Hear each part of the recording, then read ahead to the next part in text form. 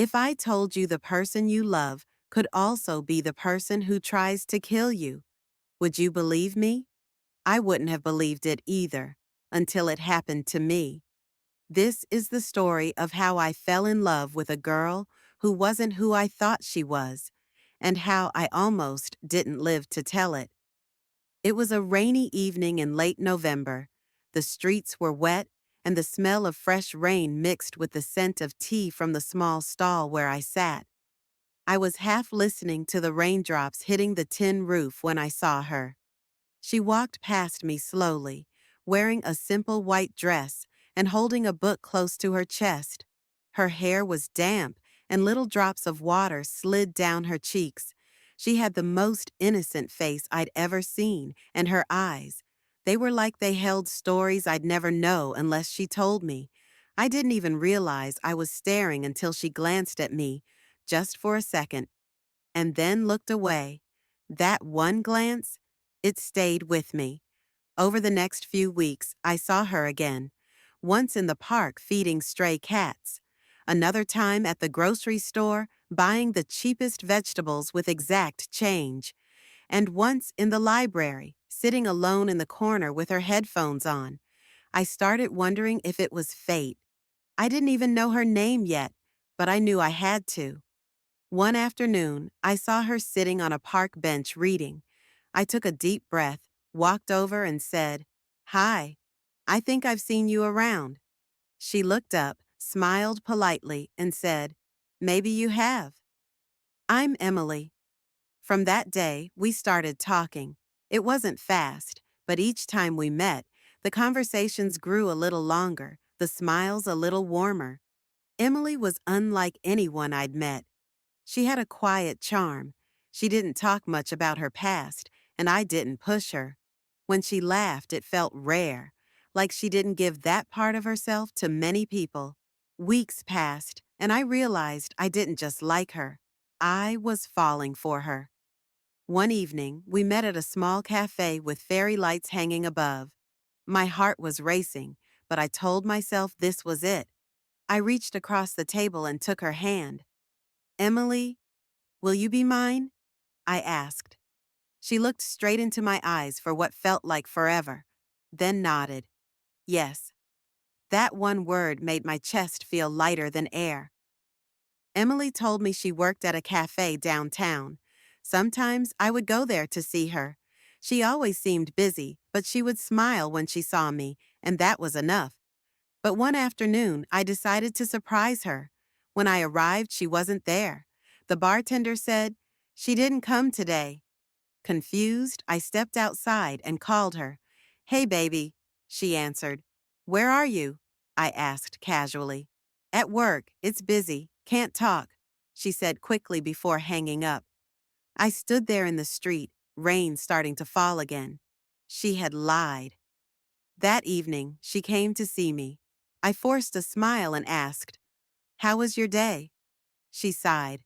"So hectic. I'm exhausted." That night, I lay awake, staring at the ceiling, wondering why she lied. The next day, I decided to follow her. She left her apartment just after noon, wearing jeans, a hoodie, and a backpack. She walked for almost half an hour, then reached an old, run-down apartment building in a part of the city I'd never been to. She knocked on a door, and a man in his 40s opened it. His eyes darted nervously before he let her in. Something felt wrong. After a few minutes, I pushed the door slightly open and peeked inside. Emily was standing in the middle of the room, holding a large kitchen knife. The man was pressed against the wall, fear in his eyes. Emily's face, it wasn't the gentle face I knew. Her eyes were cold, sharp, dangerous. The man spotted me and ran past, shoving her aside. She turned to me instantly. "It's not what you think," she shouted.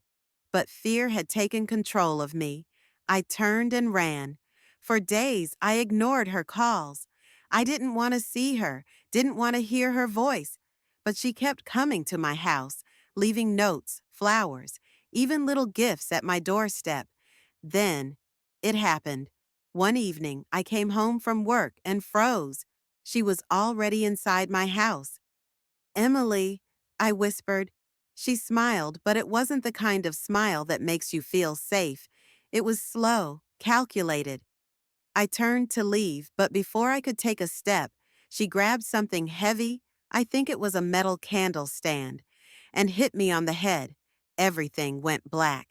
When I woke up, my head was pounding, my hands and feet were tied. Emily was standing in front of me, holding a knife.